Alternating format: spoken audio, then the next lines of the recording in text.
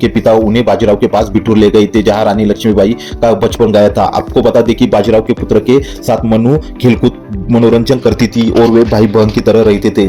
वे तीनों साथ में खेलते थे और साथ में पढ़ाई लिखाई भी करते थे। इसके बाद ही मनु बाई निशानेबाजी, घुड़सवारी, आत्मरक्षा, घेराबंदी की ट्रेनिंग भी ली थी। इसके बाद शस्त्र विद्याओं में निपुण होती चली गई, साथ एक अच्छी घुड़सवार भी बन गई। आपको बता दें कि बचपन से ही शस्त्रास्त्र चलाना, घुड़सवारी करना लक्ष्मीबाई के दो प्रिय खेल थे। मनुबाई बचपन में पेशवा बाजीराव के पास रहती थी, जहां उन्होंने बाजीराव के पुत्र के साथ अपनी पढ़ाई लिखाई की थी। आपको बता दें कि बाजीराव के पुत्र को पढ़ाने एक शिक्षक आते थे, जो कि मनु भी उनके पुत्रों के साथ उसी शिक्षक से पढ़ती थी।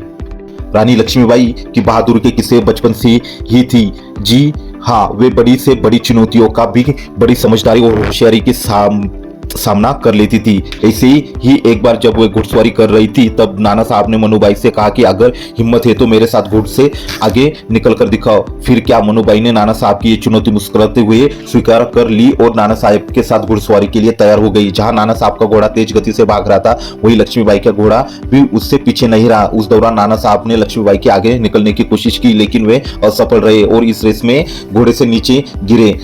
इस दौरान नाना साहब की चीख निकल पड़ी, मनु मैं मरा। जिसके बाद मनु ने अपने घोड़े को पीछे मोड़ लिया और नाना साहब को अपने घोड़े में बिठाकर अपने घर की तरफ चली गई। इसके बाद न सिर्फ नाना साहब ने मनु को शाबाशी दी, बल्कि उनकी घुड़सवारी की तारीफ भी की और कहा कि मनु, तुम घोड़ा बहुत तेज दौड़ाती हो, तुमने तो कमाल ही कर दिया। उन्होंने मनु के सवाल पूछने पर भी कहा था कि तुम हिम्मत वाली हो और बहादुर भी। इसके बाद नाना साहब और राव साहब ने मनुबाई की प्रतिभा को देख उन्हें शस्त्र विद्या भी सिखाई।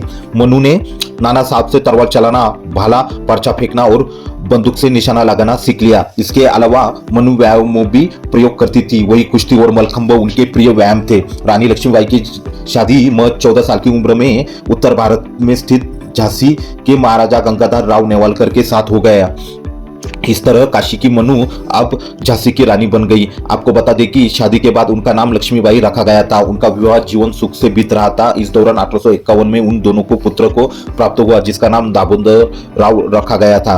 उनका वैवाहिक जीवन काफी सुखद बीत रहा था, लेकिन दुर्भाग्यवश वह सिर्फ 4 महीने से जीवित रह सका, जिससे उनके परिवार में संकट के बादल छा गए। वही पुत्र के वियोग में महाराजा गंगाधर राव नेवालकर बीमार रहने लगे। इसके बाद महारानी लक्ष्मीबाई और महाराजा गंगाधर ने अपने रिश्तेदार का पुत्र को गोद लेना का फैसला लिया। गोद लिए गए पुत्र के उत्तराधिकारी पर ब्रिटिश सरकार कोई दिक्कत नहीं करे, इसलिए उन्होंने ब्रिटिश सरकार की मौजूदगी में पुत्र को गोद लिया। बाद में यह काम ब्रिटिश अफसरों की मौजूदगी में पूरा किया गया। आपको बता दें कि इस गोद के लिए गए बालक का नाम पहले आनंद राव था, जिसका बाद में बदलकर उनका नाम दामोदर राव रखा गया था। रानी लक्ष्मीबाई ने